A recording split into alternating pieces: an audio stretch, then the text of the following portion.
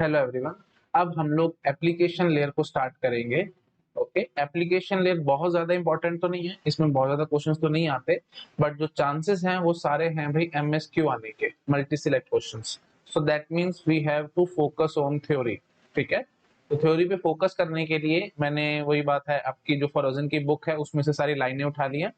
हम आराम आराम से इनको स्टडी करेंगे। चाहता तो मैं आपको डायरेक्टली बुक से पढ़ा सकता था, बट बुक में थोड़ी प्रेजेंटेशन का इशू रहता है, चीजें आपको शायद ढंग से समझ नहीं आएंगी, इसलिए मैंने बुक्स की ही लाइनें उठाई हैं, बट सिलेक्टेड लाइंस उठाई हैं और पॉइंट वाइज मैंने सब कुछ लिख लिया है।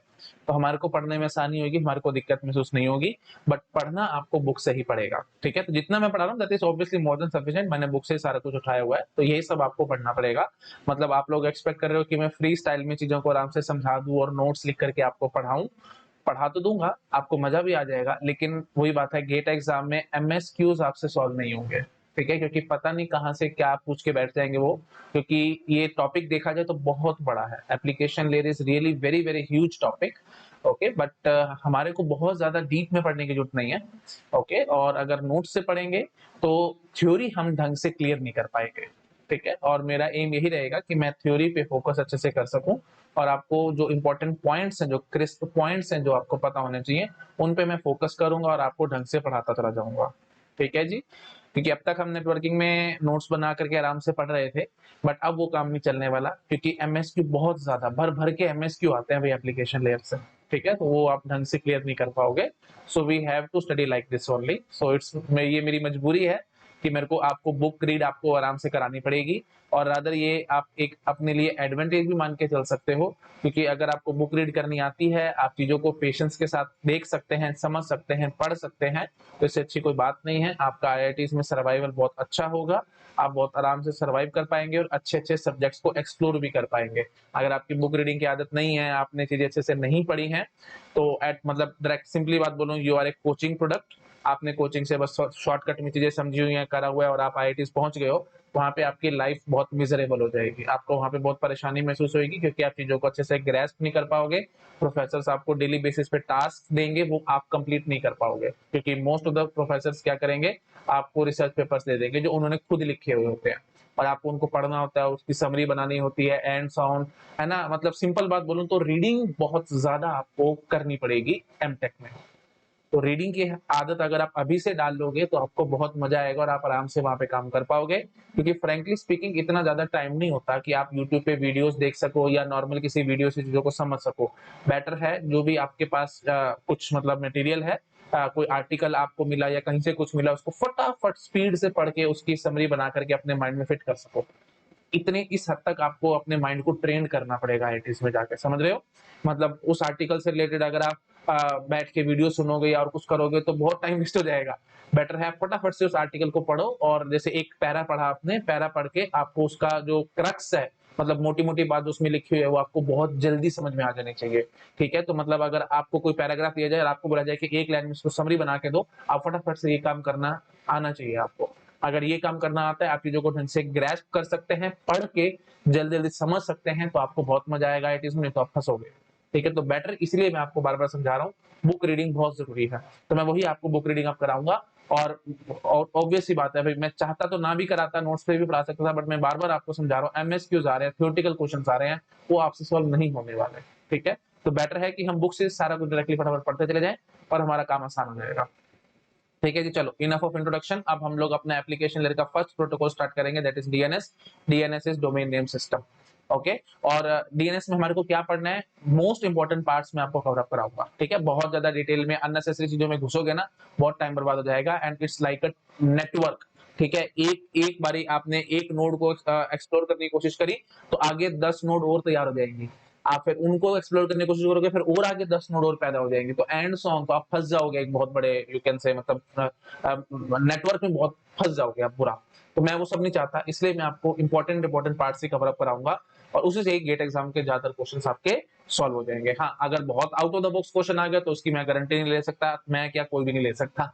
ठीक है, चलो भाई स्टार्ट करते हैं। ठीक है, तो मोर देन सफिशिएंट, जो इंपॉर्टेंट इंपॉर्टेंट बात हैं वो सारी मैं आपकी कवर अप करा दूंगा। ठीक है, और बुक रीड करेंगे, बहुत फायदा रहेगा, मजा भी आएगा आपको, ऐसा नहीं होगा कि मैं सारा कुछ बोरिंग बना दूं। आप मेरे से पढ़ रहे हो तो आपको इतना पता होगा। चलो स्टार्ट करते हैं। देखो भाई, डीएनएस डोमेन नेम सिस्टम क्या है। देखो, जब इंटरनेट डेवलप हो रहा था ना, तो रादर इंटरनेट में आपको पता है भाई, अगर आपको ये एक कंप्यूटर है, इस कंप्यूटर पे आपको कुछ इन्फॉर्मेशन को एक्सेस करना है, ठीक है, आप यहाँ बैठे हो और आप इस कंप्यूटर से कुछ इन्फॉर्मेशन को एक्सेस करना चाहते हो, तो सबसे बेसिक नीड क्या है भाई, आपको इस कंप्यूटर का आईपी एड्रेस पता होना चाहिए। बिना आईपी एड्रेस के आप इस कंप्यूटर तक नहीं पहुंच सकते और आप इसकी इन्फॉर्मेशन को एक्सेस नहीं कर सकते। अब आईपी एड्रेस तो भाई एक आपको पता है भाई 32 बिट्स का एक नंबर होता है ना, तो अब वो नंबर आपको याद नहीं रहते, है ना, जैसे हम लिखते हैं 192.168, आई थिंक ये सबको पता होगा, नहीं पता तो प्लीज आईपी एड्रेसिंग के वीडियो देखो भाई। आई थिंक आप लोग एप्लीकेशन लेयर तक पहुंचे हो तो आपको इतना तो आइडिया होगा आईपी एड्रेस एंड सो ये सब क्या होता है, ठीक है जी। तो ये एक नंबर है ना, 32 बिट का एक नंबर है। तब ये ह्यूमन ब्रेन जो है हमारा, वो नंबर्स याद नहीं रखता, नाम ज्यादा याद रखता है। तो बेटर आइडिया क्या है कि हम इन कंप्यूटर्स को ना एक एक नाम दे देते हैं, और नाम हमारे दिमाग में रहते तो हम फटाफट से उसकी इंफॉर्मेशन को एक्सेस भी कर पाएंगे। तो हम लोग नाम लिखेंगे और इंटरनली वो नाम आईपी एड्रेस में कन्वर्ट हो जाएगा और हम उससे कनेक्शन बनाने में कामयाब हो जाएंगे या उससे इंफॉर्मेशन लेने में कामयाब हो जाएंगे। तो ये चाह रहे थे स्टार्टिंग में लोग, जब इंटरनेट डेवलप हुआ था, समझ पा रहे हो, जब इंटरनेट डेवलप हुआ तो सीधा आईपी एड्रेस से काम चलता था, बट लोगों को लगा कि यार नाम इतने ज्यादा, नंबर इतने ज्यादा याद नहीं रहते, नाम ज्यादा याद रहते, तो बेटर है हम नाम के हिसाब से अपना काम करने की कोशिश करें। और इसके लिए ये सोचा गया कि हम लोग क्या करते हैं, हम हर एक कंप्यूटर को एक नाम दे देते हैं और इंटरनली वो नाम जो होगा वो आईपी एड्रेस से मैप हो जाएगा और डायरेक्टली इनडायरेक्टली हम लिखेंगे नाम, लेकिन वो आईपी एड्रेस से मैप होकर के डायरेक्टली इनडायरेक्टली हम उस कंप्यूटर से कनेक्शन बना पाएंगे। समझ पा रहे हो? तो इस काम के लिए लोगों ने सोचा कि हम एक टेक्स्ट फाइल बनाते हैं जिसका हम नाम रखेंगे host.txt फाइल, host.txt फाइल, ठीक है। इस फाइल में सिंपली दो कॉलम्स होंगे, एक होगा नाम और एक हो गया उसका आईपी एड्रेस, ठीक है। तो जब भी आप नाम टाइप करोगे तो नाम के कॉरस्पॉन्डिंग आईपी एड्रेस आ जाएगा और हम उससे कम्युनिकेशन कर पाएंगे, उस भी जो भी कंप्यूटर था उससे कम्युनिकेशन कर पाएंगे।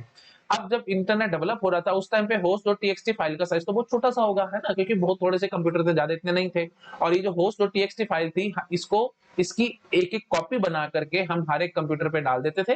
तो जब भी कंप्यूटर को किसी दूसरे कंप्यूटर से कनेक्ट करना होता था, नाम लिखा जाता था और वो नाम इंटरनली आईपी एड्रेस में कन्वर्ट हो जाता था या मैप हो जाता था और हम उससे मतलब जो भी रिस्पेक्टेड कंप्यूटर होता था उससे कम्युनिकेशन कर लेते थे। तो क्योंकि इंटरनेट का साइज बहुत छोटा था, host.txt फाइल का भी साइज बहुत छोटा था और सारा काम आराम से फर्स्ट क्लास चल रहा था, ठीक है। और वही बात है, फिर अपडेशन की बात भी आती है कि जो host.txt फाइल है इसको अपडेट कैसे करेंगे, नए नए कंप्यूटर जब जुड़ रहे थे तो फिर कैसे काम करते थे। तो एक मास्टर फाइल होती थी, मास्टर host.txt फाइल होती थी, और उसको हम एक पर्टिकुलर जगह पे स्टोर करके रखते थे। इतना डिटेल में जाने की जरूरत नहीं है, बस ऐसे समझ लो, उसको हम एक पर्टिकुलर जगह पे स्टोर करके रखते थे और वहां से फिर अपडेट्स हर एक कंप्यूटर में पहुंचा दिए जाते थे। जनरली इस टाइप से काम चलता था, रफली मैं बोल रहा हूँ, बहुत ज्यादा डीप में नहीं जा रहा हूँ, ठीक है। हाँ, लेकिन जैसे जैसे इंटरनेट डेवलप हुआ, बहुत सारे कंप्यूटर उसके साथ जुड़ने लगे, क्योंकि जब डेवलप किया गया था ना इंटरनेट, तो उस टाइम पे इतना नहीं सोचा था कि इतना बड़ा हो जाएगा, तो धीरे धीरे ये बड़ा होता चला गया, ठीक है। उस टाइम पे host.txt फाइल ज्यादा काम नहीं आ रही थी क्योंकि इसका साइज बहुत ज्यादा बड़ा होता जा रहा था, ठीक है। अभी वैसे जितना मैंने आपको समरी में सुनाया है, हम फटाफट से लाइनें पढ़ लेते हैं, उसके बाद फिर हम आगे बढ़ जाएंगे। देखो भाई, since each computer connected to internet has an IP address, ये हमारे को पता है। So when internet was developed, then we need address of computer to access any information present on it, ठीक है। तो ऑब्वियस सी बात है, कोई इन्फॉर्मेशन को एक्सेस करना है तो हमारे को आईपी एड्रेस चाहिए होगा, ठीक है। Now but human brain can remember names rather than numbers, ठीक है, ये हमारे को पता है। So each computer was given a unique name and user uses this name to access the information। अब मजा आ रहा है ना आपको किताब पढ़ने में, है ना, ये सब बुक्स की लाइनें और आपको बहुत मजा आएगा, ठीक है। रादर कुछ कुछ लाइंस मैंने लिखी हैं, कुछ कुछ बुक से उठाई हैं एंड सो ऑन, बट ये चीजें मैंने इतनी आराम से, इतनी ब्यूटीफुल तरीके से लिखे हैं ताकि आपको पढ़ने में मजा आ जाएगा, ठीक है। You will not feel bored, आपको बोरिंग महसूस नहीं हो रही होगी, आई थिंक आप समझ पा रहे हो। चलो ठीक है जी, हाँ जी। तो सो each computer was given a unique name, obvious बात है यूनिक नेम देना पड़ेगा, है ना। अलग अगर हमने दो कंप्यूटर को सेम नाम दे दे तो वो ये बात है, प्रॉब्लम आ जाएगी। जैसे दो कंप्यूटर्स का सेम आईपी एड्रेस नहीं हो सकता, ऐसे ही नेम भी हम ऑब्वियसली बात है यूनिक दे सकते हैं, ठीक है जी। So each computer was given a unique name and user gives this name to access the information, but internally this name was mapped to IP address, and for this mapping in early days of internet, host.txt file was used, which was having only two columns, that is names and IP addresses। I think समझ गए होंगे आप लोग, मैंने अभी बताया था। So we can imagine that this process is similar to phone book of mobile, ठीक है। जैसे हम फोन बुक यूज करते हैं मोबाइल फोन में, बिल्कुल वैसे ही काम था। हम क्या करते हैं भाई, हम नंबर थोड़ी डाल कर लेते हैं सीधा, हम नाम सर्च करते हैं, नाम सर्च करते सीधा कॉलिंग का बटन दबाते हैं और इंटरनली उसको कॉल चली जाती है ना। तो वही कहानी हम यहाँ कर रहे थे, है ना। Okay, now this file was stored on every host connected to internet and it was periodically updated from the master host file which was stored at specific computer। I think समझ गए होंगे आप लोग। Now today however it is impossible to have one file one single host file to relate every address with name and vice versa because of two reasons. ठीक है, आज की date में ये host.txt फाइल नहीं चलने वाली, दो रीजन है इसके। पहली बात, size of the file will be very large, obvious सी बात है, आपको पता है बहुत ज्यादा कंप्यूटर्स हैं जिसका साइज बहुत ज्यादा बढ़ जाएगा, and it is impossible to update changes in the file at file as this change must be broadcast to each and every host. ये बात भी, अपडेशन भी बहुत बड़ी प्रॉब्लम है। तो मेन बात है हमारे पास दो प्रॉब्लम है, पहली इसका साइज का, इस फाइल का साइज बहुत ज्यादा बड़ा हो जाएगा, और दूसरी बात अपडेशन एक बहुत बड़ी हेडेक हो जाएगी। हर एक कंप्यूटर पे अपडेट्स पहुंचाना that is obviously next to impossible, congestion आ जाएगा अभी इंटरनेट में, इतना ज्यादा डेटा फ्लो करेगा एंड सो। ठीक है, तो इसलिए ये ज्यादा अब नहीं चलने वाली ये चीज। आई थिंक क्लियर हो गया होगा सब लोगों को, नोट डाउन कर सकते हो भाई आप लोग, ये सब अब हट जाएगा क्योंकि मैं नए सॉफ्टवेयर में आपको पढ़ा रहा हूँ। तो आप इस सबको आराम से स्क्रीनशॉट ले लो, जो आपको नोट्स बनाने आप नोट्स बना लो, फिर मैं नेक्स्ट स्लाइड पे जंप करने वाला हूँ, बढ़ रहा हूँ आगे। ठीक है, तो क्लियर हो रहा है ना। तो थ्योरी के साथ साथ हम चीजें पढ़ेंगे, नो डाउट थोड़ा सा स्लो पढ़ पाएंगे लेकिन पूरी डिटेल में नॉलेज ले पाएंगे, है ना, यही चीज मैं चाह रहा हूँ। चलो बढ़ रहा हूँ मैं आगे। ठीक है जी, ओके जी। अब देखो भाई, ओके, सो बेटर सॉल्यूशन क्या रही। ठीक है, तो a better solution is to divide this huge amount of information into small parts and store each part on different computer. तो जो इतनी बड़ी फाइल बनेगी इसको एक जगह पे स्टोर करके रखना, मतलब अलग अलग हर एक कंप्यूटर पे इसी host.txt फाइल को रखना, दैट इज इम्पॉसिबल क्योंकि इसका साइज बहुत ज्यादा बड़ा होगा, अपडेशन में बहुत ज्यादा टाइम बर्बाद हो जाएगा। तो बेटर सॉल्यूशन क्या है कि ये जो नाम और आईपी एड्रेस की जो लिस्ट है ना, हम इसके छोटे छोटे टुकड़े कर लेते हैं और हर एक टुकड़े को किसी ने अलग अलग जगह पे स्टोर करके रख लेंगे। ठीक है, तो ये फाइल है, समझ पा रहे हो। Okay, so let me show you, या सो ये देखो भाई, ये हमारी पूरी फाइल थी, है ना, दो दो कॉलम की हमारे पास ये बड़ी फाइल है जिसमें नाम और आईपी एड्रेसेस हैं। तो मैं इसके टुकड़े कर लूंगा। ठीक है, जैसे ये एक टुकड़ा कर लिया, ये किसी कंप्यूटर पे स्टोर कर लिया, ये दूसरा टुकड़ा किसी और कंप्यूटर पे कर लिया, एंड सो यही हमने कहा है। Better solution is to divide this huge amount of information to small parts and store each part on different computer. Okay, now same parts are stored on multiple computer to provide fault tolerance. तो ये बात भी है भाई, एक part को एक computer पे इंस्टॉल मत करो, मल्टीपल कंप्यूटर्स पे इंस्टॉल करके रखना। ये एक पार्ट है ना भाई, ठीक है, this is one part of the file. तो इसको एक कंप्यूटर पे नहीं मल्टीपल कंप्यूटर्स पे स्टोर करके रखना ताकि फॉल्ट टॉलरेंस ले सके। मतलब अगर एक कंप्यूटर फेल हो जाए तो ये तो सारा डेटा ही उड़ जाएगा, बहुत बड़ी मुसीबत हो जाएगी। छोटी बात नहीं है, नाम और आईपी एड्रेस की लिस्ट आपकी उड़ गई तो फिर जो जो कंप्यूटर्स होंगे जिनका आपने नाम रखा हुआ होगा एंड वो बहुत बड़ी प्रॉब्लम हो जाएगी। तो हम वो लॉस नहीं करना चाहते डेटा का, तो इसलिए इस इंफॉर्मेशन को हम मल्टीपल कंप्यूटर्स पे रखेंगे, यही बात इन्होंने कही है। ठीक है, तो फॉल्ट टॉलरेंस के लिए ये काम हम कर रहे हैं। ठीक है जी, तो host that needs mapping can contact closest computer holding that information. Obvious बात है भाई, अब ये ज्योग्राफिकली अपार्ट होंगे भाई, ऐसे नहीं कि ये जो 4-5 कंप्यूटर हैं, राजू बहुत सारे कंप्यूटर्स होते हैं, मैं तो 4-5 बोल रहा हूँ, बहुत सारे कंप्यूटर्स होते हैं जिन पे हम सेम रिडंडेंट इंफॉर्मेशन रखते हैं फॉल्ट टॉलरेंस के लिए। अब अगर सारे के सारे उठा करके आपने यूएस में रख दिए तो क्या होगा भाई, यूएस में कोई भूचाल आ गया, कुछ दिक्कत हो गई तो सारे कंप्यूटर बैठ गए तो बड़ी मुसीबत हो जाएगी। तो इसलिए क्या सोचा गया, एक यूएस में रखेंगे, एक इंडिया में रखेंगे, एक ऑस्ट्रेलिया में रखेंगे, एक आपका रशिया में रखेंगे, एंड सो ऑन, इस टाइप से रखेंगे ताकि कहीं पे कोई भूचाल आए, कोई भी प्रॉब्लम आए तो उससे दिक्कत नहीं होनी चाहिए, है ना। कोई भी कैटास्ट्रोफिक फेलियर हो जाए, कुछ भी प्रॉब्लम आ जाए, वोल्केनिक इरप्शन हो गई, कुछ भी हो गया, एनीथिंग कैन हैपन, एनी मतलब कुछ भी गड़बड़ हो सकती है। तो वो गड़बड़ से बचने के लिए, सुनामी आ गया एंड सो ऑन, वो सब गड़बड़ से बचने के लिए कहा गया कि इनको अलग अलग जगह पे रखेंगे और जो भी कंप्यूटर आपके नियरेस्ट होगा ना, आप उससे ये इन्फॉर्मेशन ले सकते हो, ये इन्होंने कहा है। ठीक है, तो host that need mapping can contact the closest computer holding that information. ठीक है जी, now this method is known as domain name system, DNS. ठीक है, ये इस मेथड को हम लोग डीएनएस कहते हैं। तो जो फाइल है, नाम और आईपी एड्रेस वाली फाइल है, इसके हमने मल्टीपल टुकड़े कर लिए, हर एक टुकड़े को अलग अलग जगह पे स्टोर करवा दिया और एक कंप्यूटर पे नहीं मल्टीपल कंप्यूटर्स पे हमने स्टोर कराया है एक एक टुकड़े को, फॉल्ट टॉलरेंस दे सके, और इनको हमने ज्योग्राफिकली पार्ट रखा है ताकि कहीं कोई दिक्कत ना हो जाए। तो इस मेथड को हम लोग क्या करें, डीएनएस और डोमेन नेम सिस्टम। और क्लियरली ये कैसा है भाई, डिस्ट्रीब्यूटेड अप्रोच है, ये हमने नेक्स्ट पॉइंट लिखा है, it uses distributed database approach. Distributed क्यों है, क्योंकि सेंट्रलाइज का मतलब क्या होता है, सारा का सारा डेटाबेस एक ही जगह पे होता है, ऐसा थोड़ी है, आपने तो अलग अलग पार्ट कर करके अलग अलग जगह पे डाला है। तो clearly it is distributed approach. ठीक है जी, ओके, और ये आपको पता भी एप्लीकेशन लेयर का प्रोटोकॉल है, और प्लीज ध्यान रखना ये यूडीपी यूज करता है, ट्रांसपोर्ट लेयर पे यूडीपी यूज करता है ना, लिखा है ना, and uses UDP as a transport layer protocol and port number is 53। ये बातें बहुत इंपॉर्टेंट है भाई, गेट एग्जाम मैसेज आती हैं, डीएनएस कौन सा पोर्ट नंबर यूज करता है 53, और कौन सा ट्रांसपोर्ट लेयर पे प्रोटोकॉल यूज करता है यूडीपी।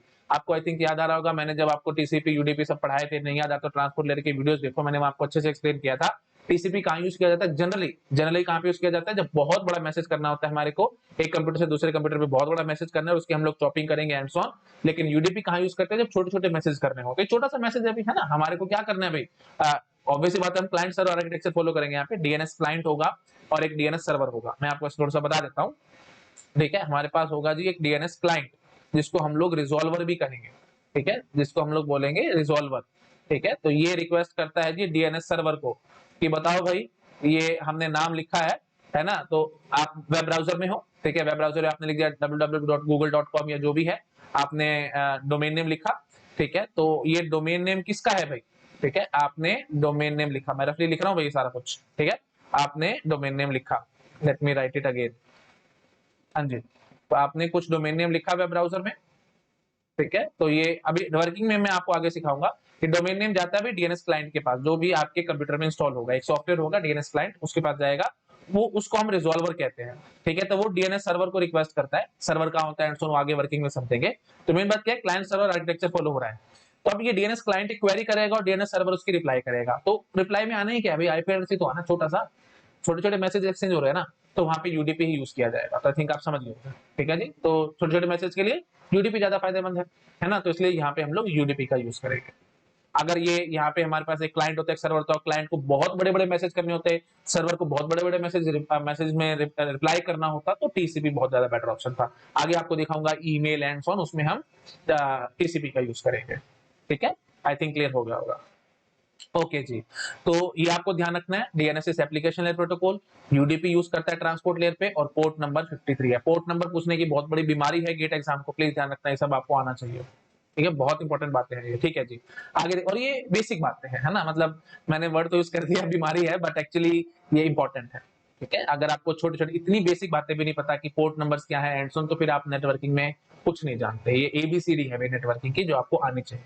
ठीक है, चलो जी आगे बढ़ते हैं लोग, है ना। और ट्रांसपोर्ट लेयर में ये जो ये पोर्ट नंबर्स हैं, ये बहुत ज्यादा पूछे जाते हैं, है ना। ईमेल में टीसीपी अब पोर्ट नंबर क्या यूज करेगा एंड सो ऑन, है ना। एसएमटीपी यूज करेंगे हम लोग, simple mail transfer, SMTP simple mail transfer protocol, उसका पोर्ट नंबर क्या होगा, है ना। पॉप 3 प्रोटोकॉल पढ़ेंगे, उसका पोर्ट नंबर क्या होगा एंड सो ऑन, ये सब बहुत इंपॉर्टेंट बातें हैं। ठीक है, एफटीपी पढ़ाएंगे हम आपको, फाइल ट्रांसफर प्रोटोकॉल, उसमें पोर्ट नंबर क्या होगा एंड सो, वो सब हम देखते रहेंगे आगे धीरे धीरे। तो आज हमने एक पोर्ट नंबर पढ़ा है डीएनएस का, दैट इज 53 पोर्ट नंबर, और कौन सा है ट्रांसपोर्ट लेयर पे, यूडीपी को यूज कर रहा है। पोर्ट नंबर नहीं पता आपको तो ट्रांसपोर्ट लेयर के वीडियोस देखो, मैं यहाँ पे एक्सप्लेन नहीं करूंगा। चलो आगे बढ़ते हैं भाई। हाँ जी, अब हम आएंगे ये यहाँ पे ना डीएनएस में छोटी छोटी टर्म्स हैं जो बहुत इंपॉर्टेंट है और आपको अच्छे से आनी चाहिए। तो हम ये टर्म्स पे ज्यादा फोकस करेंगे। Name space, what is the name space?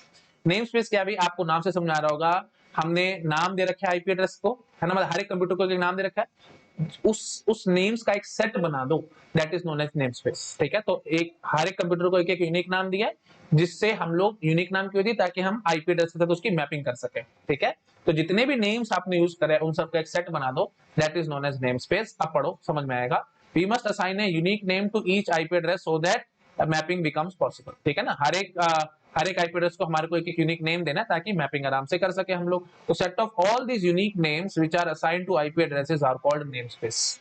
I think समझ गए होंगे आप लोग। ठीक है, तो इस सब का एक सेट बना दो, set of all these unique names which are assigned to IP addresses are called namespace. पकड़ गए आई थिंक आप लोग। ठीक है जी, अब नेमस्पेस के टाइप्स।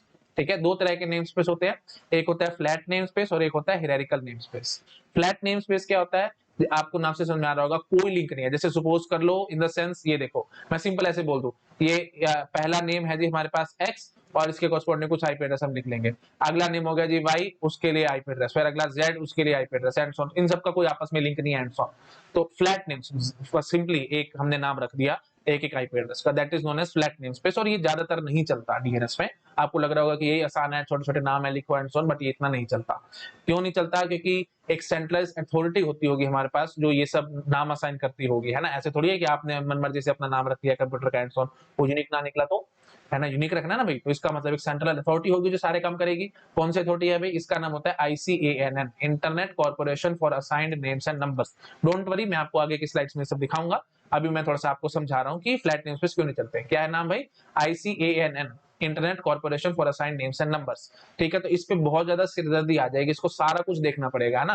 तो अब नॉर्मल कंप्यूटर्स के लिए मतलब बहुत दिक्कत हो जाएगी, है ना। तो फ्लैट नेम स्पेस रखेंगे तो इससे प्रॉब्लमेटिक हो जाएगा, क्योंकि ICNN के ऊपर बहुत ज्यादा सिरदर्दी बढ़ जाएगी। आप कोई भी नाम ऐसे चूज करने की कोशिश करोगे और आपको ICNN के पास जाना पड़ेगा कि हाँ जी ये नाम है या नहीं है, तो वो सर्च करेगा डेटाबेस में एंड सो ऑन, और डेटाबेस इटसेल्फ बहुत ज्यादा बड़ा होगा, है ना, क्योंकि बहुत सारे कंप्यूटर्स हैं इंटरनेट से कनेक्टेड एंड सो ऑन, तो उसमें दिक्कत आ रही थी। तो फ्लैट नेम्स पे ज्यादा नहीं चले। हिरारिकल पढ़ाऊंगा तो आपको थोड़ा सा अपने आप समझ में आ जाएगा कि क्या फायदा है, बट अभी 2 मिनट के लिए पेशेंस रखो। अभी मैं लाइन में पढ़ता हूँ आपको समझाने के लिए। देखो फ्लैट नेम्स क्या है, as the name suggest there is no link, there is no link between names and this was used in host.txt file, जो मैंने अभी आपको पहले बताया था ना host.txt फाइल, उसमें यही चलता था। नॉर्मल आपने मर्जी से नाम रख लिया x y z w, जो आपका मन करे कंप्यूटर का नाम रखते चले जाओ। मैं तो x y z लिख रहा हूँ, आपका जो मन कर रहा है वैसे रख सकते हो, ठीक है जी। But it is very difficult to manage in today's internet as we need a central authority which will manage all these names and guarantee their uniqueness, है ना। तो सेंट्रल अथॉरिटी चाहिए हमारे को जो सारे देखेगी यूनिकनेस एंड सो ऑन। तो ऐसे अब हर एक कंप्यूटर को अलग अलग नाम रखना that is next to impossible thing, है ना। तो और वही बात है, और फ्लैट नेम स्पेस है, कोई लिंक नहीं आपस में किसी का भी, तो आपने कोई नाम बोला तो वो सारा सर्च करना और वो सब करना बहुत प्रॉब्लमेटिक था। एनी हाउ अभी जब हिरारिकल पढ़ाऊंगा तो आपको समझ में आएगा क्यों आसान है hierarchical and so on. Hierarchical में देखो क्या है, each name is made of several parts, ठीक है। हिरारिकल नेम स्पेस में हर एक नाम के अंदर मल्टीपल पार्ट्स होते हैं, और हर एक पार्ट को हम लोग डॉट से सेपरेट करके रखते हैं। मैं भी आपको बताता हूँ, पहले एक बार इसको नोट डाउन करो, नेक्स्ट स्लाइड पे आता हूँ फिर बताऊंगा। ये सब हट जाएगा भैया अभी, ठीक है। प्लीज आराम से इसको पॉज करके आराम से नोट डाउन कर लो, फिर मैं नेक्स्ट स्लाइड पे जंप कर रहा हूँ। कर लिया, स्क्रीनशॉट लेना स्क्रीनशॉट ले लो, जो लेना ले लो, आराम से ले लो भाई, सब कुछ हटने वाला है अभी। कर लिया, चलो भाई बढ़ रहा हूँ मैं आगे। हाँ जी, each name is made of several parts. Okay जी, आगे देखो। हाँ जी, so the first part can define nature of organisation. For example जैसे मैं बोलता हूँ हमारी कमर्शियल ऑर्गेनाइजेशन है तो .com आएगा, है ना। नॉन प्रॉफिटेबल ऑर्गेनाइजेशन है तो .org आएगा, है ना, ऐसे करके। तो जो फर्स्ट पार्ट होगा वो नेचर बताएगा ऑर्गेनाइजेशन की कि कैसी ऑर्गेनाइजेशन है ना। सेकंड बताएगा, second can define the name of the organisation, जैसे मैं बोल सकता हूँ सिस्को इज द ऑर्गेनाइजेशन, ठीक है। सेकंड पार्ट बताएगा name of the organisation. Okay, third can define the departments in the organisation and so on. Third बताएगा department, जैसे मैं बोल दूंगा सेल्स डिपार्टमेंट है जिस इसको का, ठीक है। उसके बाद फिर फोर्थ पार्ट डिफाइन कर देगा सेल्स डिपार्टमेंट के अंदर बैठा कोई कंप्यूटर, जैसे एबीसी, तो ये हो जाएगा जी डोमेन नेम, ठीक है। तो abc.sales.cisco.com क्लियर हो गया। तो ये है जी एक किस्म से हिरारिकल नेम स्पेस। अब जैसे कोई और हम नेम, अब देखो मेन बात यहाँ पे मजा आएगा आपको समझने का। अब जैसे कोई और कमर्शियल ऑर्गेनाइजेशन है .com, ठीक है, वो है TCS, ठीक है। अब TCS का भी तो एक सेल्स डिपार्टमेंट होगा, तो उसमें भी आएगा सेल्स, ठीक है जी। ढंग से मैं लिख देता हूँ एक बार, TCS के अंदर भी तो सेल्स डिपार्टमेंट होगा, और उसके अंदर भी तो कोई ABC नाम का कंप्यूटर होगा, तो abc.sales.tcs.com ये भी चलेगा, ठीक है। तो ये भी एक डोमेन नेम है किसी कंप्यूटर का, ये भी एक डोमेन नेम है किसी कंप्यूटर का। तो अब फायदा क्या होगा, अब देखो हिरारिकल का फायदा यहाँ पे निकल के आएगा, जो हमारी ICANN है ना, internet corporation for assign names and number, जो ये यूनिकनेस गारंटी कर रही है एंड सो ऑन, वो यहाँ तक दे देगी।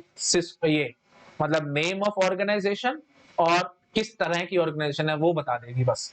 आगे फिर सिस्को की जिम्मेवारी है, वो अपने अलग अलग डिपार्टमेंट्स बनाएगी, डिपार्टमेंट के अंदर कंप्यूटर रखेगी, वो नाम सेम होते हैं कोई फर्क नहीं पड़ने वाला। जैसे abc.sales है ना, यहाँ पे भी देखो abc.sales है, कोई बात नहीं, ठीक है ना। तो अब यहाँ तक आपको ICNN ने दे दिया, ठीक है। TCS.com और cisco.com में भी सेम है, सिर्फ ऑर्गेनाइजेशन का नाम डिफरेंट हो गया, सिस्को TCS। तो ये बस ऑर्गेनाइजेशन को रजिस्टर करवाना पड़ेगा ICNN के साथ, और फिर ICNN की सिरदर्दी खत्म है।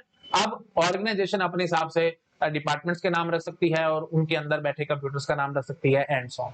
तो ये फायदा हो गया हिरारिकल का, तो सिरदर्दी बहुत ज्यादा कम होगी। नहीं भाई ICNN की अगर फ्लैट नेम स्पेसेस होते तो फिर अलग अलग नाम और वो सब में बहुत परेशानी जाती है, और ऑब्वियस सी बात है भाई इतने सारे नाम सोचने भी बड़े मुश्किल हो जाते हैं, फिर नाम उल्टे सीधे आएंगे, X1 X2 X3 X4 X1000 X150 है ना, 1500 ऐसे कुछ कुछ फालतू फालतू के नाम, फिर वही बात है, घुमा फिरा करके नंबर बीच में घुसने शुरू हो जाएंगे, क्योंकि नाम इतने यूनिक मिलेंगे नहीं। आप भी अपने ईमेल आईडी बनाते हो एंड तो उसमें नाम आते हैं ना भाई, जैसे मेरी ईमेल आईडी है amitkhurana.gate2020@gmail.com, ऐसे करके मेरे को कुछ ना कुछ बीच में नंबर घुसाना पड़ा ना, 2020 एंड ऑन, amit.gate मेरे को नहीं मिला, ठीक है। अमित खुराना नहीं मिल रहा मेरे को, ठीक है। तो अमित खुराना 512 इस तरह से मेरे को कुछ ना कुछ लिखना पड़ेगा।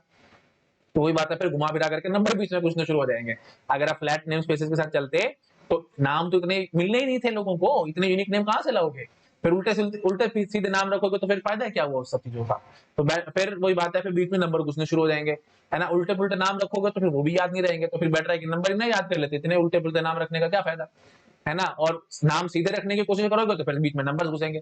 जब अल्टीमेटली अब मेरे को लिखना पड़े अमित खुराना 78955 ऐसे करके कुछ कुछ मेरे को करना पड़े, तो फिर फायदा ही क्या हुआ। 78955 किसको याद थोड़ी रहने वाला है, समझ रहे ना। नंबर बीच में घुसने शुरू हो जाएंगे, नाम सीधे रखोगे तो नंबर बीच में घुस जाएंगे, और नाम उल्टे पुल्टे रखोगे तो फिर फायदा ही क्या हुआ। और जब नाम सीधे रखे नंबर घुस ही रहे हैं, तो फिर आपने जब नंबर बीच में घुसे हैं तो डायरेक्ट नंबर ही ना याद कर लेते, आपने फिर नाम और नंबर बीच में मिक्सअप क्यों किया, सीधा आईपी एड्रेस ही याद कर लेते।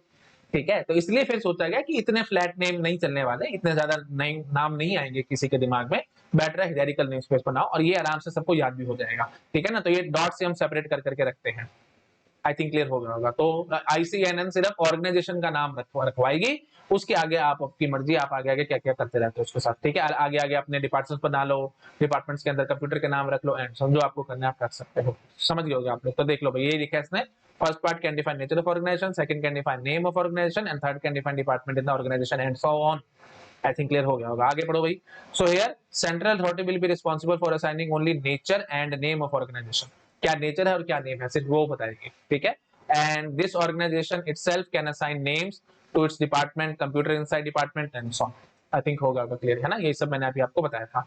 So central authority only assign part of name and not entire name. For example, nature is commercial organization.com and name is Cisco. Now Cisco will give a name to name to department like sales and give name to the computer and sales department as ABC. Domain name of ABC computer will become abc.sales.cisco.com. ये मैंने अभी आपको बताया था, ये सारा मैंने लिख रखा है। ठीक है जी, आगे बढ़ो। Also note that other organization will also have sales department and they can have computer name ABC, but the whole domain name will be unique. For example, abc.sales.cisco.com and abc.sales.tcs.com. ये भी मैंने अभी आपको बताया था। पढ़ना आना चाहिए, फटाफट से पढ़ के समझने की कोशिश करो चीजों को, बहुत मजा आ जाएगा आपको। मैं आपको बार बार समझा रहा हूँ, है ना। कुछ भी आपके सामने आता है, टेक्स्ट आता है आपके सामने, आप उसकी समरी बनाना आपको आनी चाहिए, मोटा मोटा क्या बोल रहा है वो, ये सब फटाफट से आपको करना आना चाहिए। Your mind should be very quick. तो एक क्विकनेस के लिए भी आप काम कर सकते हो। गूगल पे आर्टिकल्स पढ़ते रहा करो, है ना। जब आप स्क्रॉल करते हो गूगल पे तो आपको आर्टिकल्स नजर आते रहते हैं, तो वो आर्टिकल्स थोड़े थोड़े पढ़ते रहा करो अपने हिसाब से। जो भी इंटरेस्ट का आर्टिकल है उसको पढ़ो, है ना। इंग्लिश पढ़ो, फटाफट उसको समझो और उसकी समरी बनाने की कोशिश करो। तो ये सब आइडिया अगर आपको मतलब शुरू से रीडिंग की प्रैक्टिस जिसकी जितनी ज्यादा अच्छी है ना, वो उतना एक्सेल करता है लाइफ में, मैं आपको सच बता रहा हूँ। ठीक है, तो रीडिंग बहुत अच्छी रखो अपनी। ठीक है, okay ji. Now this hierarchical namespace is used in DNS. ठीक है, तो डीएनएस इसे हायरार्किकल नेमस्पेस को यूज करता है, व्हिच इज ऑब्वियस, आप समझ ही पा रहे होंगे। ठीक है जी, आगे बढ़ते हैं अब हम लोग। Domain name space, this is a new term, इसलिए मैं आपको कह रहा हूं टर्म्स का ध्यान रखना है यहाँ पे, है ना। सारा खेल ही टर्मिनोलॉजी का है। ठीक है जी, डोमेन नेम स्पेस क्या है भाई। डोमेन नेम स्पेस कुछ नहीं है भाई, एक ट्री लाइक स्ट्रक्चर है। ठीक है, तो मैं आपको अभी पढ़ के सुनाता हूँ। To have hierarchical namespace in DNS, domain name system was designed. ठीक है, हमारा एम है ये हायरार्किकल नेमस्पेस लाना। तो इस हायरार्किकल नेमस्पेस को लाने के लिए एक ट्री लाइक स्ट्रक्चर डिफाइन किया गया, जिसको हम बोलते हैं डोमेन नेमस्पेस। ठीक है, हाँ जी। तो to have hierarchical namespace DNS in DNS, to have hierarchical namespace in DNS, domain name system was domain name space was designed. Domain namespace is a tree like structure. ठीक है, tree like structure। आगे बढ़ो। In this design the names are defined in inverted tree structure, ये मैंने अभी आपको बोला ही था, वैसे लिख दिया बट आप समझ गए होंगे। Inverted tree like structure with root on the top. तो ट्री जो है ना ये इन्वर्टेड है, उल्टा ट्री है, इसलिए इसने बोला ना इन्वर्टेड ट्री। आप डेटा स्ट्रक्चर एल्गोरिथम में भी जो भी पढ़ते हो सारा कुछ उल्टा ही पढ़ते हो भाई, है ना। एक्चुअली में पेड़ का ट्री क्या होता है, पेड़ कैसे नजर आता है भाई, ऐसे, और रूट नीचे होती है उसकी, है ना, ऊपर ब्रांचेस होती हैं एंड सो ऑन। बट हम लोग जो डेटा स्ट्रक्चर एल्गोरिथम और सब में पढ़ते हैं उसमें क्या होता है भाई, रूट ऊपर होती है और ब्रांचेस वगैरह सब नीचे होती है, होता है कि नहीं। तो इसका मतलब हम तो बिल्कुल उल्टा ट्री पढ़ रहे हैं, है ना। ट्री को हमने उल्टा कर दिया ऐसे, तो इसलिए हम इसको कह रहे हैं इन्वर्टेड ट्री। इसने स्पेशली लिखा भी है with root on the top, top पे रूट बैठी है भाई, उल्टा काम हो रहा है, रूट तो नीचे होनी चाहिए बट यहाँ पे ऊपर है। आई थिंक क्लियर हो गया होगा। तो in this design names are defined in inverted tree structure with root on the top. Clear हो गया, चलो इसको नोट डाउन करो। अभी सब हट जाएगा अभी ध्यान से, है ना, आराम से इसको नोट डाउन कर लो, स्क्रीनशॉट ले लो, जो लेने ले लो, फिर मैं नेक्स्ट स्लाइड पे जंप करने वाला हूँ। कर लिया भाई आपने। ठीक है जी, तो बढ़ रहे हैं अब हम आगे। ठीक है, बढ़ रहा हूं मैं। हाँ जी, तो चलो भाई, ओके जी। तो अब देखो भाई, हाँ जी, तो ये ट्री लाइक स्ट्रक्चर है ना, ये देखो, ये होगी जी हमारी रूट। ठीक है, और रूट का लेबल, वैसे हम आगे बात करेंगे, रूट का लेबल कुछ नहीं होता भाई, नल होता है, तो इसको आप डॉट डॉट बोल सकते हैं, ठीक है, label of the root is dot, आप ऐसे सोच सकते हो। और बाकी इन सबका लेबल आपने दे रखा है, ये अरपा हो गया, ARPA, ये कॉम हो गया, ये EDU हो गया, एंड सो ऑन, ये लेबल है, लेबल मतलब नाम है, हर एक नोड का एक एक नाम है, ठीक है, और उसके आगे आगे फर्दर चाइल्ड है इन सबके एंड सो ऑन, वो तो आप जानते हो, रूट है और उसके आगे चाइल्ड है एंड सो ऑन, ऐसे ऐसे, है ना। ये जो ऊपर है ना, इनको हम लोग बोलते हैं टॉप लेवल डोमेन, आगे हम बात करेंगे, बट मेरे मन में आ गया तो मैंने बात कर ली, टॉप लेवल डोमेन, ठीक है। ओके, चलो स्टार्ट करते हैं। देखो भाई, अभी थोड़ी स्पेसिफिकेशंस में दे देता हूँ ट्री के बारे में, ये जो हमने बताया है, ये ट्री की क्या स्पेसिफिकेशंस है। ट्री कैन हैव 128 लेवल्स, 0 से 127, ये जो लेवल्स है ना, this is level 0, this is level 1, level 2, level 3, level 4 and so on, तो इट कैन हैव 128 लेवल्स, ठीक है, 0 से 127। Each node in a tree has a label, हर एक नोड का एक एक लेबल दिया हुआ, जैसे यहाँ पे arpa, com, EDU, ORG and so on, with a string of up to 63 characters. हर एक नोड का एक एक लेबल होगा और वो लेबल 63 कैरेक्टर्स तक का हो सकता है, अप टू 63 कैरेक्टर्स। यहाँ पे तो हमने दो कैरेक्टर यूज करें, यहाँ पे 3 यूज करें, यहाँ पे 3, यहाँ पे 3 एंड सो ऑन, आप 63 कैरेक्टर्स तक लेके जा सकते हो, ठीक है जी। Okay, now root label is null और एम्प्टी स्ट्रिंग, ठीक है, रूट का लेबल नल होता है, ठीक है, रफली आप डॉट से रिप्रेजेंट करा सकते हैं, बट इसका कोई लेबल नहीं है, नल इज द लेबल और empty string is the label, ठीक है जी। ओके, ना अभी मैं आपको आगे बताऊंगा डॉट से क्यों रिप्रेजेंट करा रहे हैं एंड सो ऑन, अभी 2 मिनट रुको, बात करूंगा मैं। रूट लेबल इज नल और empty string. Okay, now DNS require that children of A node siblings, है ना, siblings have different labels which guarantee uniqueness of the domain, ठीक है, सिबलिंग्स का नाम अलग अलग होना चाहिए। आप जैसे सपोज कर लो, मैं आपको आगे वैसे बताना है, बट यहीं पे थोड़ा सा आपको समझा देता हूँ। जैसे मैं इसका लेबल रख देता हूँ X, ठीक है, अब इसका मैं X नहीं रख सकता भाई, है ना, which will create problem for us, so I will take here Y, ठीक है, ये पेरेंट है ना, इस सिबलिंग है ना, दोनों सिबलिंग का नाम अलग अलग रखना होता है। जैसे यहाँ पे देखो, यहाँ पे मैं नाम रख दूं Z, और अब ये C सिबलिंग हो गया ना इसका, ठीक है ना, सिबलिंग मतलब क्या होते हैं, जिनका पेरेंट सेम हो। हाँ जी, और यहाँ पे भी अगर मैंने Z रख दिया तो प्रॉब्लम है। अब जैसे रफली मैं आपको समझाता हूँ, इस नोड का डोमेन नेम क्या होगा भाई, तो ये DNA ये हमने बनाया ना भाई, तो ये मैंने आपको अभी क्या बताया था भाई, देखो प्रीवियस स्लाइड में देखो, ठीक है, प्रीवियस स्लाइड में मैंने आपको अच्छे से समझाया था, है ना, क्या हमने देखा था कि to have hierarchical name space, domain name space was defined, है ना, हियरार्किकल नेम स्पेस के लिए हमने ये सब चक्कर डाला है। तो हियरार्किकल नेम स्पेस होगा कैसे, तो वो मैं अब आपको समझा रहा हूँ। जैसे देखो भाई, इस नोड का डोमेन नेम क्या होगा भाई, मैं बोलूंगा डॉट से सेपरेटेड होता था, तो z.y.zw. ऐसे बोलना होता है, ठीक है, this is the domain name of this node, और इस नोड का भी यही नेम हो जाएगा, z.y.zw. ये तो प्रॉब्लम होगी ना, इसलिए मैंने क्या कहा था, सिबलिंग का नाम से मत रखना भाई, तो यहाँ पे आपको रखना पड़ेगा से W। तो अगर आपने यहाँ पे W बोल दिया, तो अब देखो भाई, डोमेन नेम बिल्कुल अलग अलग होगा, कोई दिक्कत वाली बात नहीं है, ठीक है। हाँ, और अगर आप यहाँ पे Z रखना चाहते हो तो यहाँ रख लो आप, मुझे कोई दिक्कत नहीं है ना, क्योंकि ये सिबलिंग है ना भाई, ये और ये दोनों आपस में सिबलिंग थोड़ी है, ये इसका पेरेंट ये है और इसका पेरेंट ये है, तो आप इसका नाम Z रख लो, तो इसका डोमेन नेम क्या बन जाएगा भाई, इस नोड का डोमेन नेम बन जाएगा z.zw. ठीक है, तो आप वही बात है। अब थोड़ा सा मैं आपको यही एक्सप्लेन कर देता हूँ कि रूट को मैं डॉट क्यों कह रहा था, आप रफली नाम समझ लो कि इसका you can say label dot है, तो इसलिए मैंने यहाँ पे डॉट लगा दिया, ठीक है, तो z.zw. और अगर आप थोड़ा डीप में जाना चाहते हो, ढंग से समझना चाहते हो, तो मैं ऐसे बोलूंगा, जो भी लेबल्स होते हैं ना, हम उसको डॉट से सेपरेट करके चलते हैं। तो इसका लेबल, इस नोड का लेबल Z है, तो Z के बाद में डॉट लगाऊंगा, फिर मैं Y का लेबल लिखूंगा, तो सॉरी, इस वाली नोड का लेबल लिखूंगा, इस वाली नोड का लेबल क्या है जी, Y है, तो इसलिए मैंने लिखा, पहले Z लिखा, फिर डॉट लगाया, फिर मैंने नेक्स्ट नोड का लेबल लिखा Y, मतलब रूट तक जाना है, ठीक है। उसके बाद फिर इस नोड का लेबल लिखेंगे, इस नोड का लेबल क्या है, ZW है, तो आपने ZW लिख दिया, ठीक है। और उसके बाद फिर डॉट लगाएंगे और रूट का लेबल लिखेंगे, रूट का लेबल तो कोई है ही नहीं, मैंने अभी आपको बताया था रूट का लेबल क्या होता है भाई, नल स्ट्रिंग होता है, तो आपने खाली छोड़ दिया, ठीक है। तो ये बेटर है, पूरा डीप में जाना चाहते तो मैं ऐसे बोलूंगा कि z.y.zw. ये हो गया जी डोमेन नेम किसका, इस वाली नोड का। समझ में आ गया मैंने कैसे बोला है, थोड़ा सा शायद आपको प्रॉब्लमेटिक लग रहा होगा, अभी 2 मिनट में सारा कुछ क्लियर होना शुरू हो जाएगा।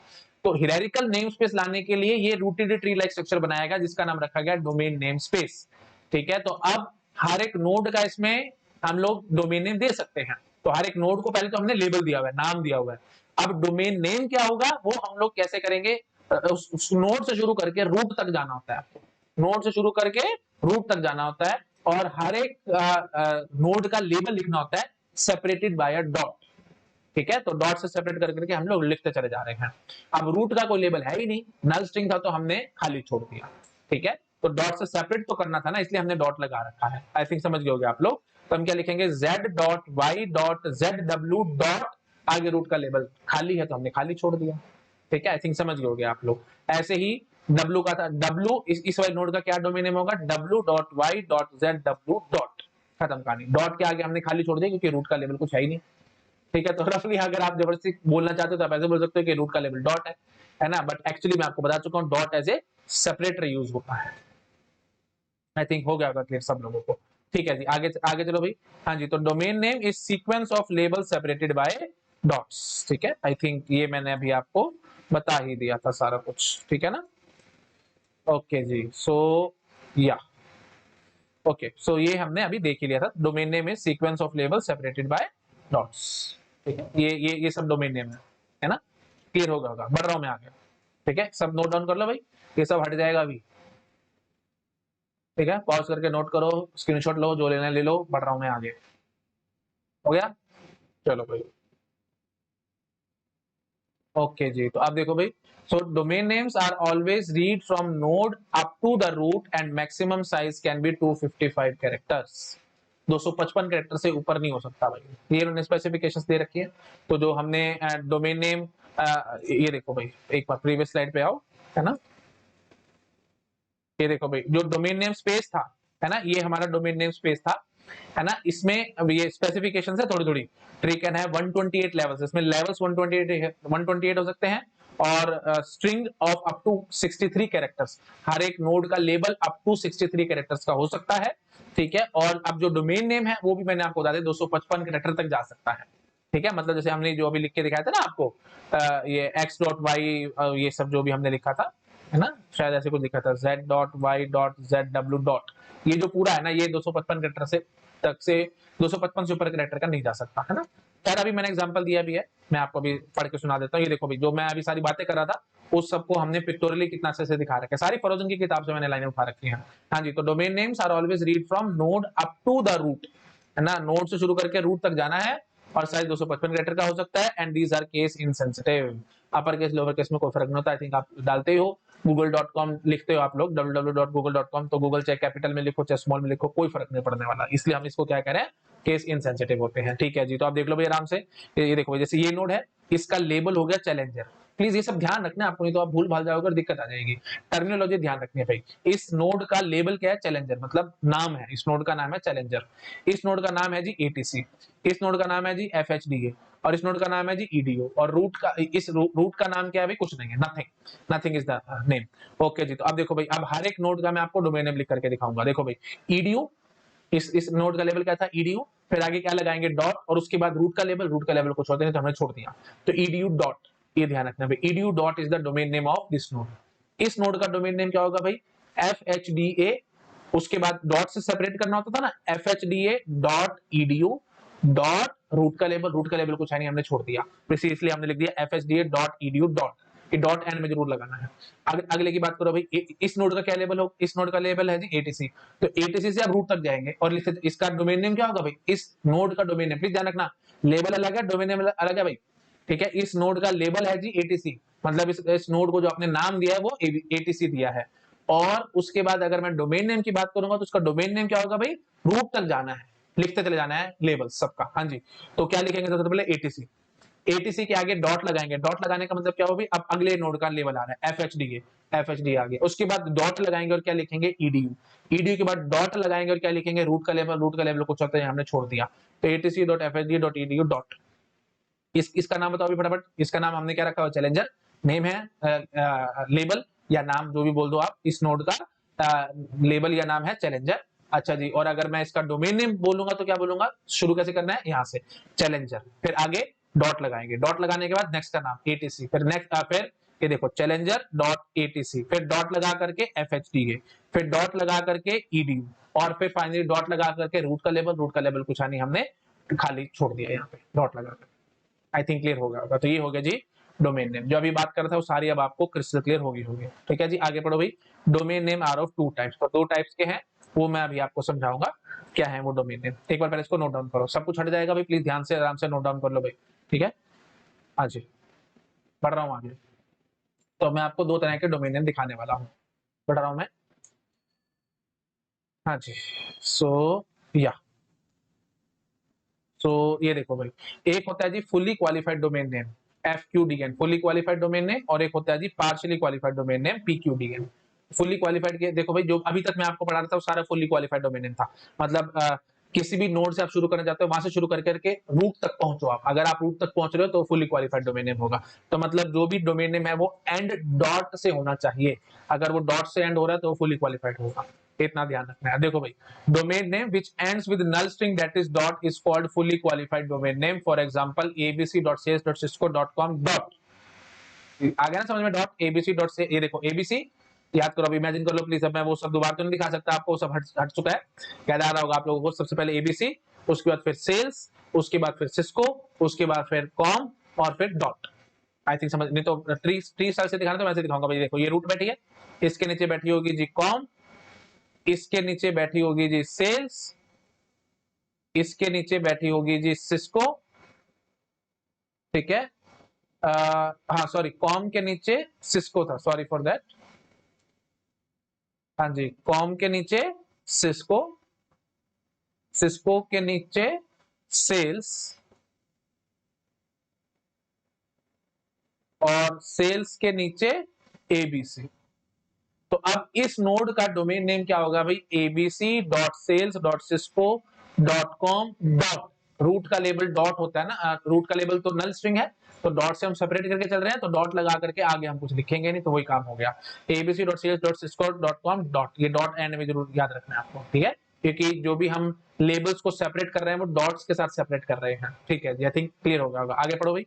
FQDN is a domain name that contain full name of a host, ठीक है जी। It contain all the labels from the most specific to the most general that uniquely define the name of the host. For example, the domain name challenger.atc.fuda.edu.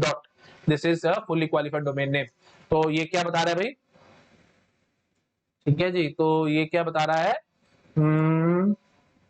एक बार मैं ये हटा दूं। हाँ हाँ जी, तो ये क्या बता रहा है भाई? Is FQDN of a computer named challenger. Challenger है कंप्यूटर का नाम, install on advance technological centre ATC, ये ऑर्गेनाइजेशन होगी, है ना, एट डी आंजा कॉलेज, ठीक है। ये कोई नाम होगा कुछ भी, जो भी यूएस में होंगे उसमें हमारे कुछ नहीं करते। EDU मतलब एजुकेशनल ऑर्गेनाइजेशन, ठीक है। आई थिंक समझ लोगे आप लोग। Okay ji. Now a DNS server can only match an FQDN to an address. ये बात बहुत इंपॉर्टेंट है, प्लीज ध्यान रखना। जो भी हम लोग देखो, DNS सर्वर को क्वेरी कौन करेगा? DNS क्लाइंट, जिसको हम रिजॉल्वर कहते हैं। तो रिजॉल्वर, ये टर्म्स बहुत ध्यान रखने हैं, नहीं तो आप बहुत कंफ्यूज होगा। रिजॉल्वर रिजॉल्वर घूमता रहेगा, तुम्हें पता नहीं रिजॉल्वर कौन होता है ना। हाँ जी, तो रिजॉल्वर आपके कंप्यूटर में इंस्टॉल होता है ना। तो वेब ब्राउजर क्वेरी करता है रिजॉल्वर को, मतलब DNS क्लाइंट को, कि हाँ भाई बता भाई इसके कॉरस्पॉन्डिंग क्या है, IP एड्रेस क्या है, ठीक है। तो फिर आगे वर्किंग में मैंने सारी बात करनी है आपके साथ, ठीक है जी। तो मेन बात क्या है कि वो जो रिजॉल्वर है, जो DNS क्लाइंट है, वो DNS सर्वर को रिक्वेस्ट करेगा। तो जब DNS क्लाइंट या you can say resolver DNS server को रिक्वेस्ट करेगा, तो सर्वर सिर्फ और सिर्फ फुली क्वालिफाइड डोमेन नेम को ही पकड़ सकता है, पार्शियली क्वालिफाइड डोमेन नेम को नहीं पकड़ सकता। प्लीज ध्यान रखना। पार्शियली क्वालिफाइड, आई थिंक आप अपने आप से हिंट से समझ पा रहे होंगे, है ना। किसी भी नोड से शुरू होंगे हम, रूट तक नहीं पहुंचेंगे, बीच में कहीं तक रह जाए, इसलिए हम इसको पार्शियली क्वालिफाइड डोमेन नेम कहेंगे। तो पार्शियली क्वालिफाइड डोमेन नेम को नहीं पहचान कर सकता DNS सर्वर, तो वो सिर्फ और सिर्फ किसको पहचान करता है? फुल्ली क्वालिफाइड डोमेन नेम को। तो यही मैंने यहाँ पे लिखा है, DNS server can only match an FQDN to an address. Okay जी। So note that the name must end with a null label, but because null means nothing, so label end with a dot. ये बात I think मैं आपको पहले बता चुका हूँ, है ना। तो null का मतलब कुछ नहीं है, तो इसलिए हम डॉट से एंड करवा देते हैं उसको, ठीक है। ओके जी, ये अलग से मैंने नोट करके लिखा था, वैसे मैं आपको ऑलरेडी बहुत बार बता चुका हूँ ये पॉइंट, ठीक है ना।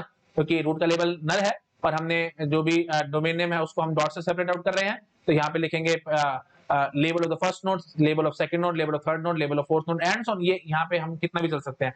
और मैंने आपको बताया था भाई कितने लेवल्स हो सकते हैं, ये प्लीज याद रखना। ऐसे वो पूछेगा गेट एग्जाम में, हाँ जी कितनी बार बीच में हम डॉट्स लगा सकते हैं, एंड सो ऑन।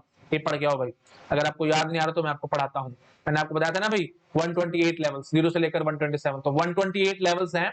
तो हम कितने, ये देखो भाई, ये अगर अगर 128 लेवल्स हैं ट्री के अंदर, तो कितनी बारी डॉट लग सकती हैं? आई थिंक आप समझ पा रहे होगे, 127 बारी, ठीक है। 127 टाइम्स हम लोग डॉट लगा सकते हैं। तो इसे ध्यान रखनी है भाई, ये गेट एग्जाम में पूछ लेगा और आपको फंसा देगा, ठीक है।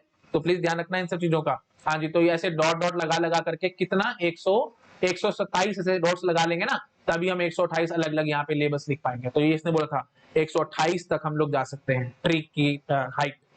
आई थिंक समझ गए आप लोग। ठीक है जी, तो जो यू कैन से 0 से 127 लेवल्स है, ठीक है, तो 128 लेवल्स तक हम लोग जा सकते हैं। तो डॉट 127 बार ही लग पाएंगी ये जो डॉट्स हैं। हमने तो सिर्फ हमने कितनी बार लगाई, सिर्फ 4 बार ही डॉट लगाई है, ठीक है ना। अच्छा जी, तो यहाँ पे हम लिखेंगे जैसे जो भी हमारे को कुछ लिखना होगा, फाइनली हम डॉट लगा करके एंड कर देंगे, ठीक है जी। ओके जी, तो यही बात है, हम डॉट लगा करके एंड को कर देते हैं, क्योंकि जो रूट है तो है उसको कोई लेबल ही नहीं होता। तो ये हमने नोट में छोटा सा लिखा होता है कि note that the name must end with the null label, है ना, name must end with null label because null means nothing, so label end with dot, ठीक है। तो इसलिए वो जो लेबल होता है या यू कैन से जो भी डोमेन नेम है वो डॉट से एंड हो जाएगा। आई थिंक आप समझ पा रहे हो, क्योंकि रूट का लेबल नल है, ठीक है, क्लियर हो गया होगा। तो रादर यहाँ पे थोड़ा अच्छे से लिखना चाहे तो डोमेन नेम ना, है ना, note that the domain name must end with null label because null means nothing and domain name must end with dot. I think समझ गए आप लोग, ठीक है। मैं इसको और ज्यादा नहीं खींच रहा, टाइम पास हो गया, एंड जो मेन कंसेप्ट है वो मैं आपको बता चुका हूँ। आगे बढ़ते हैं अभी, पार्शियली क्वालिफाइड डोमेन नेम पीक्यूडीएन। तो क्लियरली आपको समझ में आ रहा होगा भाई पार्शियली क्वालिफाइड का मतलब क्या होगा, domain name which does not end with null string, ठीक है, जो नल स्ट्रिंग से एंड नहीं होता उसको हम लोग पार्शियली क्वालिफाइड डोमेन नेम कहते हैं, ठीक है। यही हमने लिखा है, domain name which does not end with null string is called partially qualified domain name, ठीक है जी। ओके जी, अब PQDN start from a node but it does not reach the root. Obvious सी बात है, नोड से किसी नोड से शुरू करेंगे, रूट तक हम लोग नहीं पहुंचेंगे, ठीक है। Okay ji, now it is used, अभी यूज कहां होगा भाई, है ना, तो डोमेन नेम तो हमारे को पूरा रूट तक जाने होता था, ये यूज कब होगा, जब आप इन बिटवीन कहीं पे हो, है ना, और वहां से फिर आप किसी और का यू कैन से नेम चाहते हो। जैसे मैंने लिखा है यहाँ पे, it is used when name to be resolve belongs to the same site as the client, ठीक है, जहां पे क्लाइंट बैठा है वहीं पे ही हमारे पास उसका सिबलिंग है एंड सो ऑन, उसी से कहीं मिलता जुलता कहीं है हमारे पास, उसका कोई कंप्यूटर है, उसका हम डोमेन नेम चाह रहे हैं, ठीक है, तो वहां पे हम लोग ऐसा यूज कर सकते हैं। अभी दिखाऊंगा, आपको समझ में आएगा।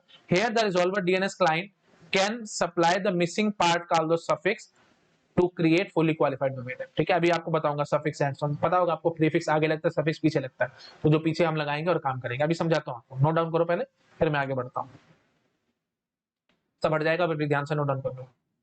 चलिए बढ़ रहा हूँ मैं आगे। हाँ जी, अब देखो भाई नेक्स्ट। ओके जी, तो देखो भाई इन्होंने क्या कहा है ना, तो देखो भाई for example if a user at fhda.edu site, है ना, wants to get IP address of a challenger computer, he और she can define partial name as challenger only. वो सिर्फ चैलेंजर बोल करके भाग जाएगा, मतलब समझ रहे हो ना भाई। ये देखो भाई, आप कहाँ बैठे हो, fhda.edu डॉट साइट पे, मतलब आप यहाँ बैठे हो, ठीक है, आप यहाँ पे बैठे हो। तो अगर आपको सिंपली चैलेंजर का आईपी एड्रेस चाहिए, तो आप सिंपली चैलेंजर बोल के भाग जाओगे, ठीक है, क्योंकि आप यही सिस्टम के अंदर ही बैठे हो ना भाई, है ना, मतलब आप वही डियांजा कॉलेज के अंदर ही हो, जो भी नाम ये बोल रहे थे डियांजा कॉलेज, उसके अंदर आप बैठे हो, उसके अंदर बैठे हो, तो फिर आपको कोई जरूरत नहीं है, आप सिर्फ चैलेंजर बोल के भाग जाओगे, ठीक है। तो जो आपका रिजॉल्वर होगा, जो डीएनएस क्लाइंट होगा, वो फिर इसके आगे सारा कुछ जोड़ता चला जाएगा, चैलेंजर डॉट एडीसी डॉट ये इसका फुली क्वालिफाइड डोमेन नेम ऐसे लेके आएगा, ठीक है। मैं भी आपको दिखाता हूँ तो समझ में आएगा। क्लियर हो क्या कहने की कोशिश कर रहा हूँ। तो अगर आप यहाँ पे बैठे हो, आप सिर्फ चैलेंजर बोल के भाग जाओगे, तो जो डीएनएस क्लाइंट होगा वो पूरा आगे लगाएगा challenger.atc.fhda.edu डॉट, और ये देगा सर्वर को, क्योंकि सर्वर सिर्फ और सिर्फ फुली क्वालिफाइड डोमेन नेम को ही रिजॉल्व कर सकता है, बाकी को वो नहीं कर सकता, ठीक है ना। चलो आओ वापस आओ। हाँ जी, ओके जी, तो आप देखो भाई आराम से। हाँ जी, तो इसने चैलेंजर बोल के भाग गया। Okay ji, now the DNS client adds the suffix atc.fhda.edu before passing the address to DNS server, ठीक है, सर्वर को पास करने से पहले ये सफिक्स ऐड कर देगा। So the DNS client normally holds list of suffix. तो आपको लगेगा ना भाई अपने आप सफिक्स कैसे लगा रहा है, तो जो डीएनएस क्लाइंट होता है ना, उसके पास एक लिस्ट ऑफ सफिक्स होती है। So the following can be list of suffix at De Anza college. तो डियांजा कॉलेज पे ये हो सकते हैं atc.fhda.edu, है ना, fhda.edu, और नल नल कब लगाएगा, जब खुद ही फुली क्वालिफाइड डोमेन ने दे दिया। अगर फुली क्वालिफाइड डोमेन ने दे दिया तो होल्डर लगाएगा, है ना, मतलब डॉट लगा करके छोड़ देगा, ठीक है। और fhda.edu लगा सकता है, atc.fhda.edu लगा सकता है, एंड सो ऑन, ठीक है जी। So the null suffix defines nothing.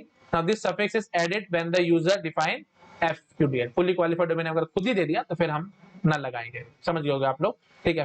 Figure below shows some fqdn and pqdns। तो मैं आपको अब नेक्स्ट फिगर में आपको दिखा रहा हूँ, ठीक है। तो नोट डाउन करो इसको, सब हट जाएगा, प्लीज ध्यान से नोट डाउन कर लो। स्क्रीनशॉट लेना, स्क्रीनशॉट ले लो, जो लेना ले लो, मैं आगे बढ़ रहा हूँ, ठीक है। ओके जी, तो अब देखो भाई आगे।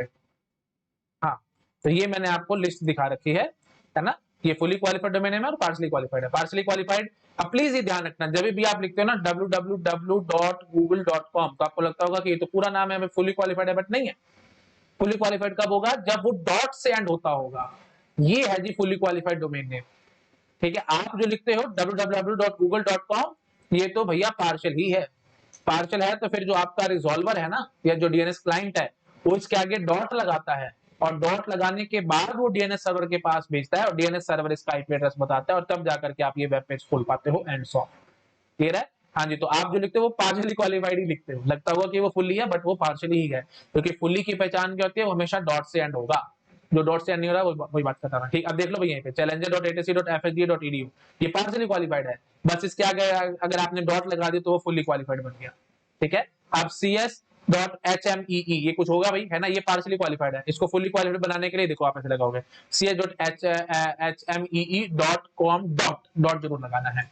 ठीक है, www that is obviously partially qualified, और इसको बनाने के लिए हम ऐसे बोलेंगे www.funny.int ऐसे।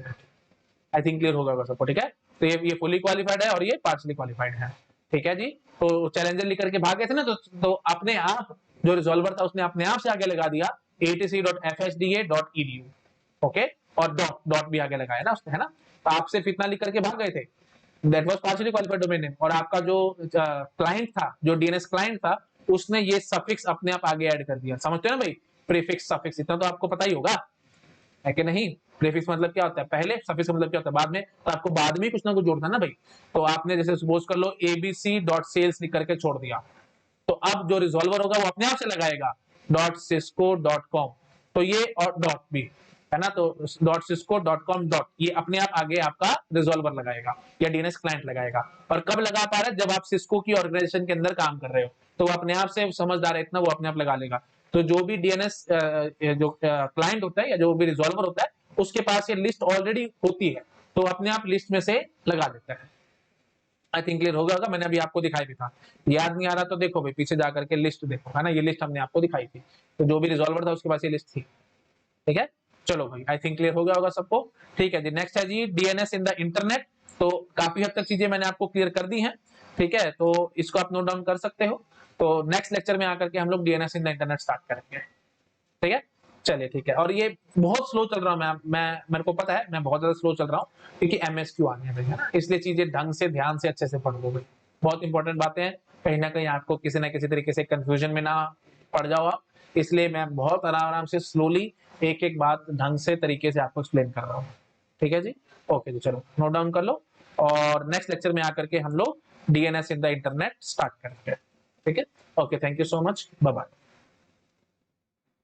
हेलो एवरीवन, अगर आप लोगों को मेरा काम पसंद आ रहा है तो प्लीज वीडियोस को लाइक करते रहा करो, अपने फ्रेंड्स के साथ शेयर करते रहा करो, और अगर आप मेरे को फाइनेंशियली हेल्प करना चाहते हैं तो यूपीआई आईडी आपको डिस्क्रिप्शन में मिल जाएगी। आप जो अमाउंट चाहे वो डोनेट कर सकते हो, मैं आपसे कभी भी मुंह से कुछ नहीं मांगूंगा।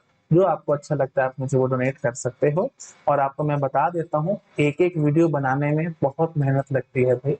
ऑन एन एवरेज अगर मैं 1 घंटे की रिकॉर्डिंग कर रहा हूँ तो मुझे 3 से 4 घंटे लग जाते हैं, और मैं डेली बेसिस पे आपके लिए 3 घंटे के अराउंड रिकॉर्डिंग कर रहा हूँ। मतलब 2 से 3 लेक्चर मैं रोज डाल रहा हूँ, तो ऑन एन एवरेज में 12 से 13 घंटे काम कर रहा हूँ। मॉर्निंग में सुबह उठता हूँ, आई थिंक 8 o'clock के अराउंड, और उसके बाद से ही मेरा पूरा दिन स्टार्ट होता है, और लगभग मैं रात को 11 बजे तक काम करता हूँ। ठीक है, तो पूरा दिन मैं आप लोगों के लिए डिवोट कर रहा हूँ। अगर आपको अच्छा लग रहा है मेरा काम तो प्लीज मुझे सपोर्ट करो। ठीक है, okay, thank you so much, bye bye.